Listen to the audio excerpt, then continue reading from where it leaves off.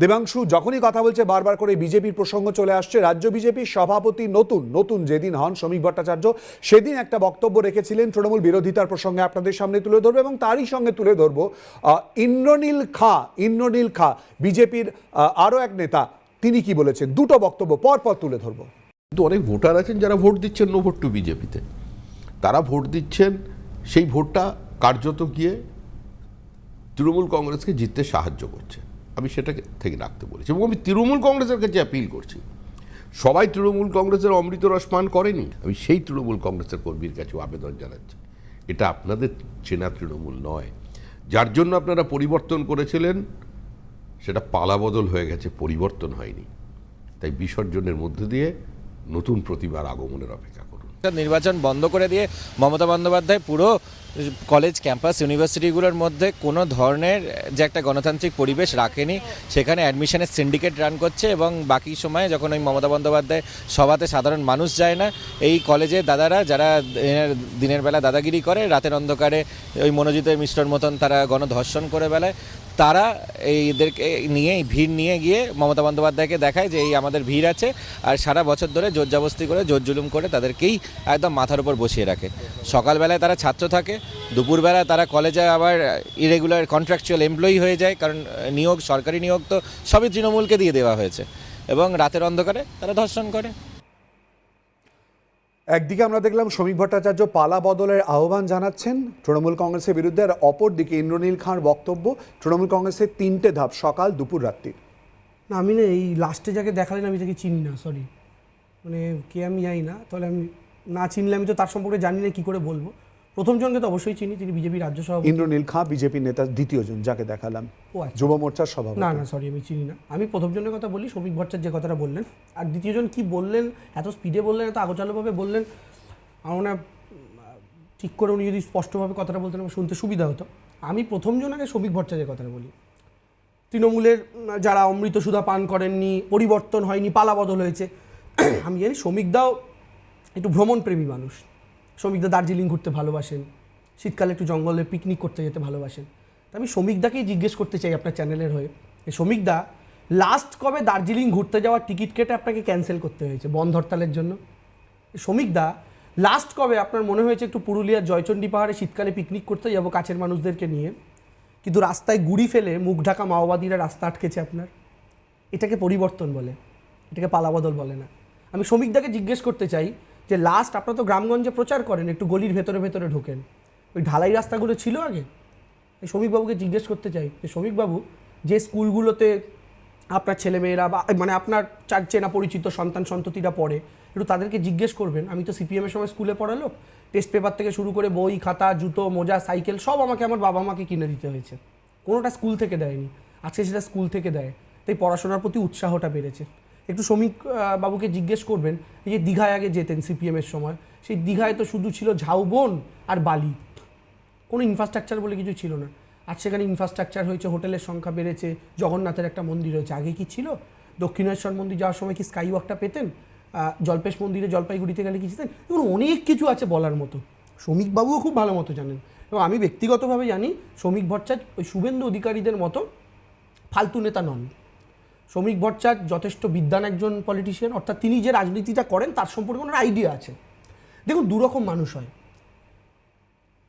আমি শিলাজিৎকে ঘৃণা করি বলে দেবাংশুকে ভালোবাসি, আর আরেকটা কারণ হচ্ছে আমি দেবাংশুকে ভালোবাসি বলে আমি দেবাংশুকে ভালোবাসি। শুভেন্দুরা হচ্ছে তৃণমূলের সেই ছাঁট প্রোডাক্ট যারা তৃণমূলে থেকে আচ্ছা বলুন না, যদি শুভেন্দুর বিজেপির প্রতি প্রেমে বিজেপিতে গিয়ে থাকে, তাহলে লাস্ট মিটিংটা করলো কেন অভিষেক বন্দ্যোপাধ্যায়দের সাথে, সৌগত রায়, সুদীপ বন্দ্যোপাধ্যায়দের মাঝখানে? আপনার তো মনে আছে সেই ঘটনা? কেন করলো? যার বিজেপির প্রতি ভালোবাসা একদম প্রাণ, একদম নিবেদিত প্রাণ, একদম আরএসএসের প্রেমে নাকি সে গদগদ, সে নেগোসিয়েশন করতে বসলো কেন?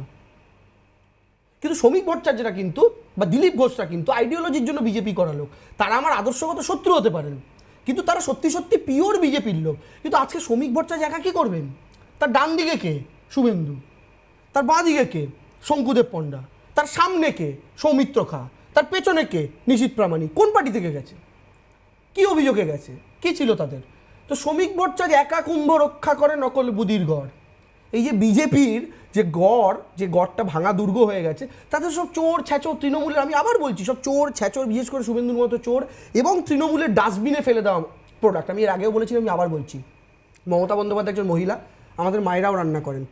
মমতা বন্দ্যোপাধ্যায় 2021-এর নির্বাচনের আগে রান্নাঘরে রান্না করছিলেন। তো আমাদের মায়েরা রান্না করার সময় যেমন আলু কাটলে 2টো পচা আলু বেরোয়, জানলা দিয়ে ফেলে দেয়, 10টা পটল কাটলেন 2টো পচা পটল বেরোলো, জানলা দিয়ে ফেলে দিলেন। তো আমাদের দিদিও ওরম রান্না করছিলেন, 2টো পচা আলু বেরোলো, জানলা দিয়ে ফেলে দিচ্ছিলেন, 2টো পচা আলু পটল বেরোলো, জানলা দিয়ে ফেলে দিচ্ছিলেন।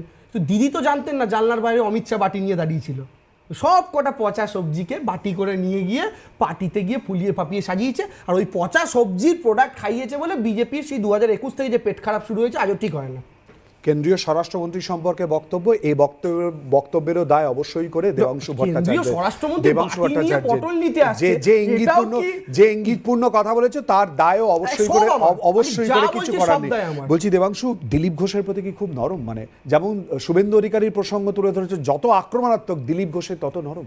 আমি শুরুতেই আপনাকে বললাম, যখন আপনি বাংলা বাঙালি নিয়ে শুরু করেছিলেন, যে তৃণমূল কংগ্রেস সমস্ত অবদমিত নিষ্পেষিত মানুষদের পাশে। ওরে বাপরে, তৃণমূল কংগ্রেস, তা বলে আমি বলছিলাম আমি দিলীপ ঘোষের পাশে। তাই তো দাঁড়ালো, আমি প্রশ্ন করলাম দিলীপ ঘোষের, তুমি বললে সমস্ত অবদমিত মানুষের পাশে তৃণমূল কংগ্রেস। আমি আপনাকে এটাকে বলছি যে আমাদের দিদিকে বলো বড় একটা ফোন নাম্বার না, প্লিজ আমি অনুরোধ করব, আমি ভুল বলছি না, এটা ও বলে দিক একবার, পিসিআর কে অনুরোধ করব এটা রেকর্ড করে রাখার। আমি এটা বলেছি, আমি বলছি আমাদের দিদিকে বলো বলে একটা ফোন নাম্বার ছিল, যেটা এখন সরাসরি মুখ্যমন্ত্রী হয়ে গেছে।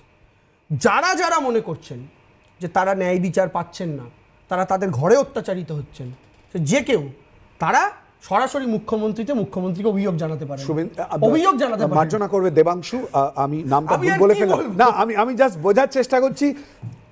তুমি কি বলতে চাইলে যাতে একটা মিসড কল দিলীপ ঘোষ দেন? Absolutely not, absolutely not. আচ্ছা, মুখ্যমন্ত্রী হচ্ছেন সবার অভিভাবক। মমতা বন্দ্যোপাধ্যায়, শুভেন্দু অধিকারীরও মুখ্যমন্ত্রী, আমারও মুখ্যমন্ত্রী, আপনারও মুখ্যমন্ত্রী, ওই সৃজনদাকে দেখালেন তারও মুখ্যমন্ত্রী, আবার দিলীপ ঘোষেরও মুখ্যমন্ত্রী। তো দিলীপ ঘোষ যদি কোনো বিপদে পড়েন, তিনি তো, যেমন আমি যদি ধরুন আমি কোনো বিদেশে গিয়ে যদি প্রবলেমে পড়ি, আমি দেশের প্রধানমন্ত্রীকে জানাবো না? আমি তো ভারতের নাগরিক। তো তিনি নাগরিক হিসাবে বিজেপির মধ্যে যারা যারা বা সিপিএমের মধ্যে যারা যারা মনে করছেন অবহেলিত, অবদমিত, তারা মায়ের মতো করে শেয়ার করার জন্য একটা অভিযোগ জানাতেই পারেন, সেটাতে কোনো আপত্তি নেই। কিন্তু আমি এই কথাটা বলছি, আমি এতক্ষণ যেটা বলছিলাম জোকস অ্যাপার্ট, আমি যেটা সিরিয়াস কথায় আসতে চাইছি, দেখুন এই কথা আমি কোথাও অস্বীকার করতে পারবো না, বাংলায় বিজেপির এযাবৎকালে শ্রেষ্ঠ ফলাফল 2019, যখন বিজেপি 40% ভোট পায়, তার নেতৃত্ব কিন্তু এই লোকটা দিয়েছিলেন। 2019-এ কী এমন ছিল যা 21 আর 24-এ বিজেপির নেই? 2019-এ দিলীপ ঘোষ ছিল, শুভেন্দু ছিল না।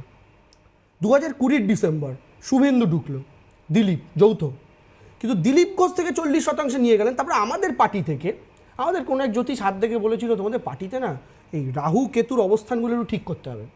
ও বাবা, অটোমেটিক, মানে বলে না ঘরে সাপখোপ থাকলে ছোটোবেলায় মাঠা ঘুমারা বলতো ঘরের কোনায় কার্বলিক অ্যাসিড দে, আমরা জানি না কোথায় লুকিয়ে আছে, কোনায় কোনায় দিয়েছি, সব দিকে হই হই করে সাপ খোপ মাকড়সা গিরগিরি সব বেরিয়ে যাচ্ছে। তা আমাদের একটা বিরাট জলডোরা সাপ, এমনি জলডোরা, ছোবল মারতে পারে না, বিষ নেই, কিন্তু জলডোরা সাপ তো ঘরে কে নিয়ে শুতে চায়, ও দেখলাম বেরিয়ে গেল। কিন্তু সাপ যে অ্যাকচুয়ালি রাহু কেতু শনির দশা নিয়ে ঘরে বসেছিল জানতাম না। এই শনির দশা, রাহুর দশা, কেতুর দশা বিজেপিতে গিয়ে যুক্ত হলো 2020 ডিসেম্বর। দেখুন 2019-এ 121-এর লিড থাকা বিজেপি 2 বছরের মাথায় কমে হয়ে গেল 77। 2019-এ 18 সিট থাকা বিজেপি কমে হয়ে গেল 12। আমার সময় সংক্ষিপ্ত, আমি চেষ্টা করব যে দিলীপ ঘোষ, শুভেন্দু অধিকারী এই প্রসঙ্গ নিয়ে আলাদা একটা সেগমেন্ট করার জন্য, যাতে অবশ্যই করে দেবাংশু ভট্টাচার্য থাকবে। আমার সময় শেষ, একেবারে একটু অন্যরকম প্রশ্নের উত্তর নিয়ে আমাদের আলোচনা শেষ করব। 2026-এর আগে দেবাংশুর বিয়ে নাকি বিধানসভা নির্বাচনের টিকিট, কোনটা হবে?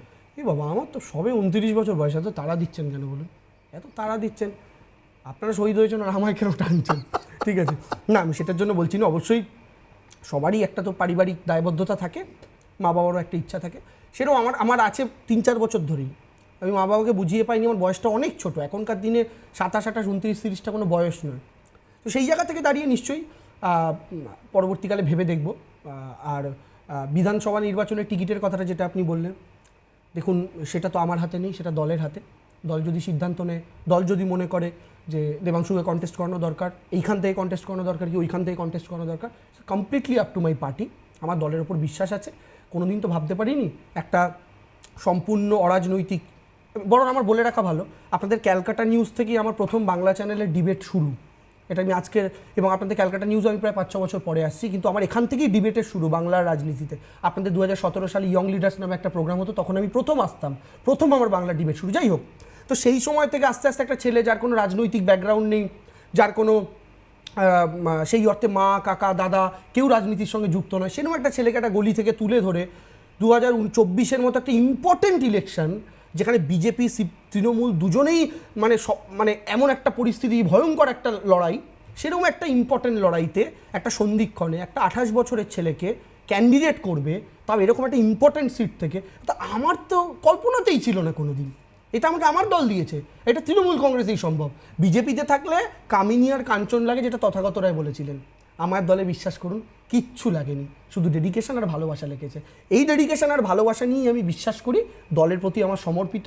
ভোলানাথের প্রায় পায়ে পুষ্প অর্পণ করা আমার কাজ। পাল্টা ভোলানাথ কখন কি আশীর্বাদ করবেন সেটা তো তার ব্যাপার। দেখা যাক